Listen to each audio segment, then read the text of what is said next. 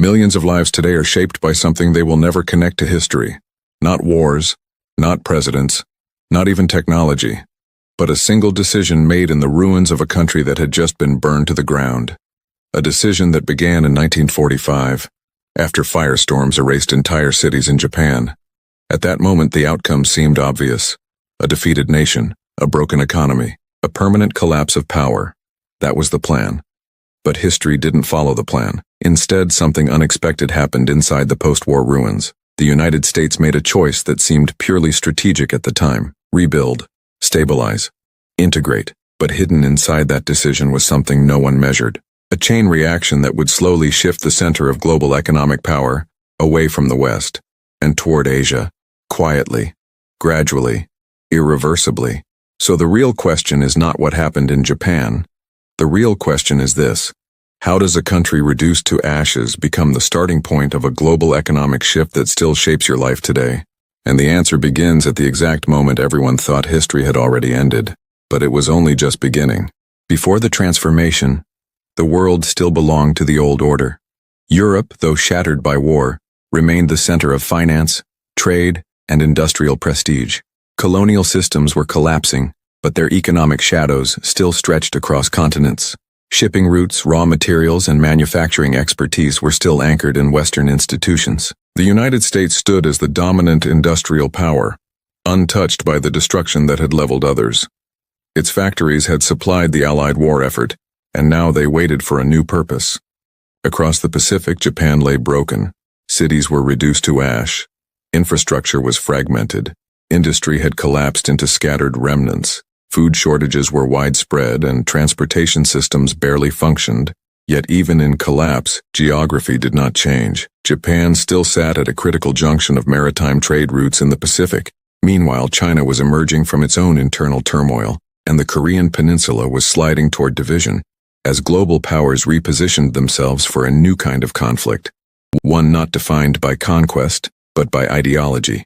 Most experts believed the post-war world would stabilize into familiar patterns: Western dominance, slow Asian recovery, and predictable trade hierarchies. The assumption was simple: recovery would mirror the past, but that assumption would not survive what happened next. The turning point came not through a single battle, but through occupation policy. Instead of breaking Japan permanently, the United States initiated a large-scale reconstruction effort in occupied Japan. Industrial infrastructure was restored, education systems were rebuilt, land reforms redistributed economic power, and crucially, existing industrial capacity was preserved wherever possible rather than erased. The reasoning was strategic, not sentimental. A stable Japan would serve as a barrier against Soviet expansion in the Pacific during the rising Cold War.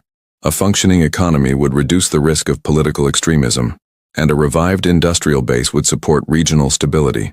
At the same time, American planners understood something deeper. Control of recovery meant control of the future economic order. So factories restarted, shipyards reopened, technical expertise was reintroduced. Supply chains began to form again, not as isolated national systems, but as interconnected global networks tied increasingly to U.S. trade influence. But this was only the first domino, because rebuilding one nation meant reactivating systems far larger than anyone intended, and those systems were about to accelerate beyond control. By the 1950s, Japan's industrial output began to rise at a pace few predicted. Manufacturing shifted from basic goods to precision machinery. Steel production increased. Electronics began emerging from small workshops that would eventually evolve into global corporations. But there was a hidden force driving this transformation: integration into global supply chains led by the United States. As Cold War tensions intensified, the U.S. needed reliable industrial partners in Asia. Japan became that partner. Factories aligned with export markets. Ports expanded. Shipping lanes multiplied across the Pacific. And with each shipment, Japan's economy became more deeply embedded in global trade. Few realized what this meant yet, because something subtle was happening. Industrial knowledge was no longer concentrated in the West alone. It was spreading. By the 1960s and 70s, Japan entered what would later be called its economic miracle. Urban skylines rose. Rail networks expanded into high-speed corridors. Automobile manufacturing scaled to global dominance. Electronics began reshaping households worldwide. But every success created a new pressure point. Production costs rose, competition intensified, and as industries matured, companies began searching for lower-cost manufacturing bases across Asia. This shift would trigger the next phase of the domino effect, because the model that transformed Japan was no longer unique. It was replicable, and other nations were watching closely. In the decades that followed, the industrial blueprint spread outward. In South Korea, post-war devastation gave way to state-driven industrial policy. Steel, shipbuilding, and electronics became national priorities. What had once been an agricultural economy rapidly transformed into a manufacturing powerhouse. Across the strait, Taiwan followed a different path. Specialized technology development, precision manufacturing, and semiconductor innovation. Small-scale engineering firms evolved into critical nodes in global electronics production. Meanwhile, reforms and opening policies in China introduced a new scale entirely. Labor capacity on a continental level merged with export-oriented industrial zones, creating manufacturing ecosystems unmatched in global history. Each country followed its own logic. Each decision appeared local, independent, rational, but together, they formed something new, a regional manufacturing network, and that network began to define the global economy. Supply chains stretched across borders. Components crossed oceans multiple times before becoming finished goods. Shipping ports expanded into vast logistics hubs. Containerization turned the Pacific into the busiest economic corridor on Earth. But there was a deeper shift beneath the surface. Economic power was no longer concentrated in finished products. It was concentrated in the systems that produced them, and those systems were increasingly anchored in Asia.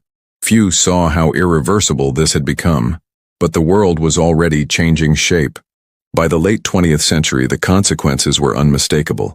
Consumer electronics, automobiles, textiles, and machinery increasingly originated from East Asian production networks. The United States and Europe remained major consumers, but manufacturing leadership had shifted. Global shipping routes now revolved around Asian export ports. Energy demand surged to fuel factories. Raw materials flowed inward from Africa, Australia, and Latin America, processed through Asian industrial zones, and exported outward as finished goods. This restructuring affected everything. Job markets in Western economies shifted toward services. Industrial communities transformed or declined. Trade balances became central political issues. Entire national strategies were rewritten around supply chain security. And then came the most defining layer: semiconductors. Advanced chip manufacturing concentrated in highly specialized regions, making certain locations indispensable to global technology. A single factory shutdown could ripple across industries worldwide, from smartphones to automobiles to defense systems. Modern life became dependent on systems designed decades earlier, when the goal was simply recovery and stability. But the consequences had grown far beyond their original intent, and the world was no longer just connected, it was interdependent. Today, the legacy of that post-war decision is visible everywhere. Goods move across oceans in synchronized precision. Factories operate as nodes in a continental production web. Energy flows power industrial corridors stretching across East Asia. Even inflation and product availability in distant countries are influenced by disruptions in these networks. A delay at a single port can affect global prices. A shortage in one component can stall entire industries. A policy shift in one nation can reshape markets worldwide. And at the center of this system remains the transformation that began with the rebuilding of Japan, then expanded through South Korea, Taiwan, and China. The economic center of gravity did not move suddenly. It shifted step by step, decision by decision, until it settled into a new equilibrium, and the consequences are still unfolding. The lesson is not that history follows a master plan.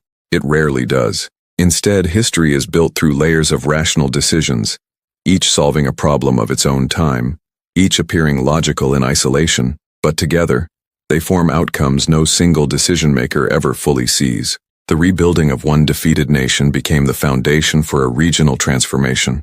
That transformation became a global manufacturing system, and that system became the backbone of modern life. Not because anyone intended it, but because every step made sense at the time. And that is what makes it powerful. If you enjoyed uncovering the hidden chain of events that shaped the world we live in, don't forget to like the video and subscribe to the channel. Every week we break down the decisions, conflicts, and economic shifts that quietly changed history. And if this story changed the way you see the world, Let us know where you're watching from. History doesn't repeat itself exactly, but its consequences always return in new forms.